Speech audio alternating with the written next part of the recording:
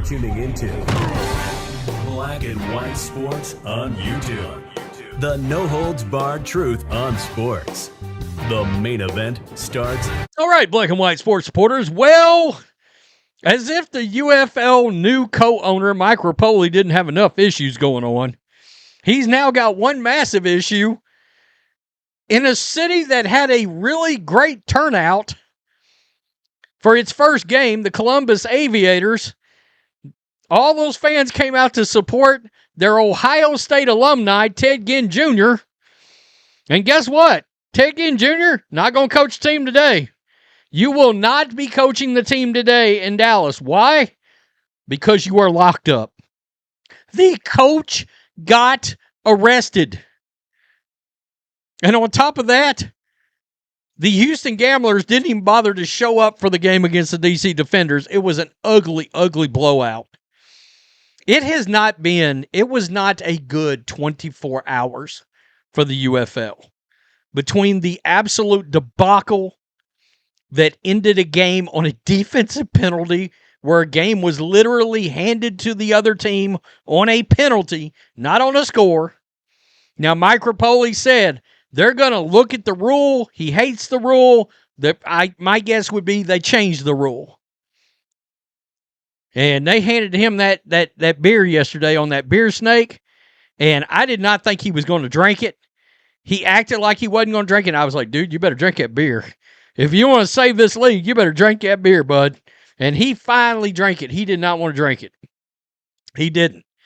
So here we go. On the day before his next game, Columbus Aviators coach Ted Ginn Jr.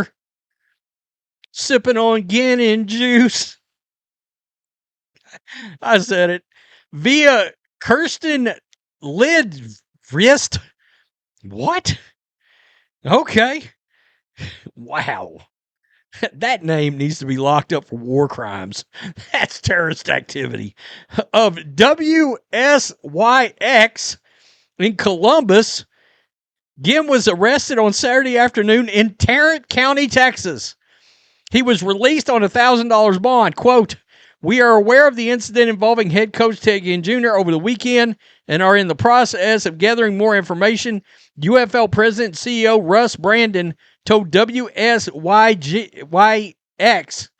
Offensive coordinator Todd Haley, the former Kansas City Chiefs coach, will handle head coaching duties for the Aviators game on Sunday. Guys, y'all won't believe what Todd Haley looks like.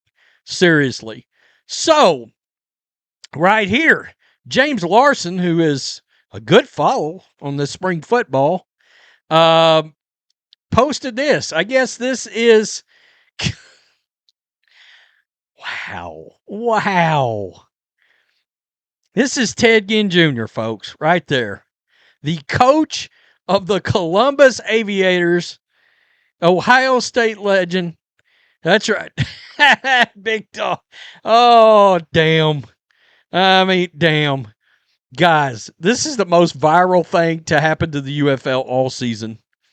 700,000 views on this joker. Yikes. Oh, man. Honey, I've got good news and bad news. What's the good news? I don't have to go to work anymore.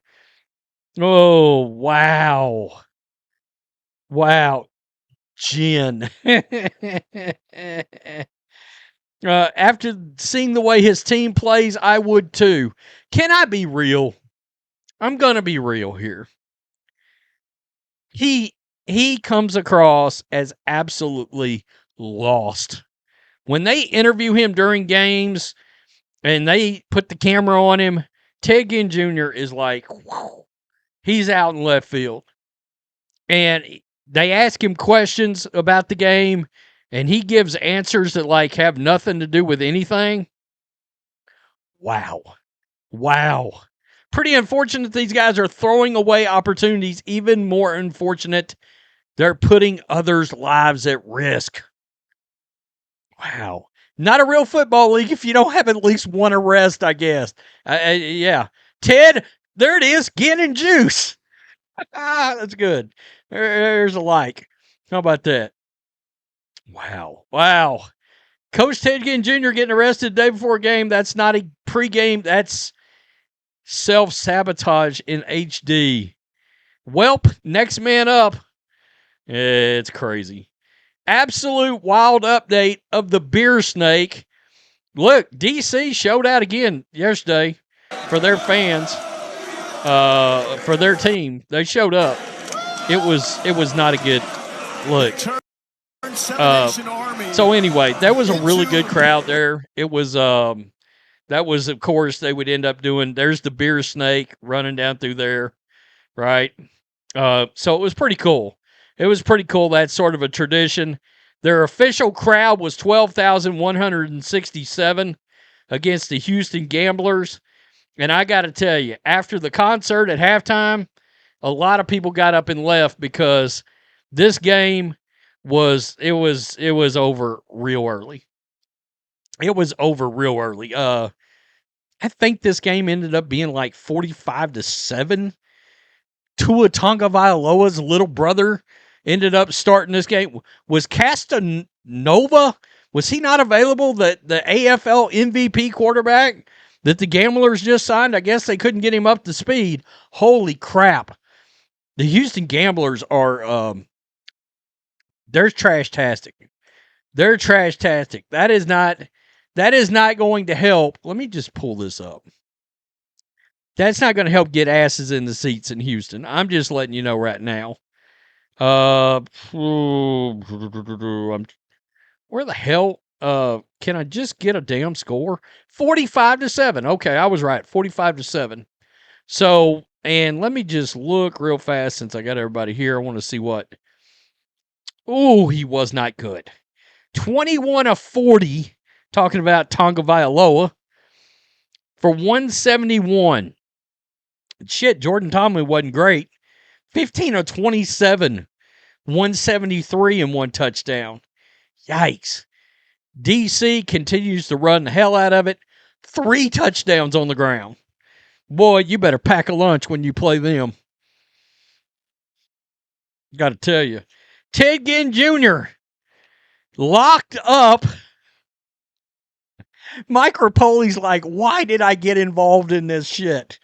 What was I thinking? So, let's see. I watched Friday's game.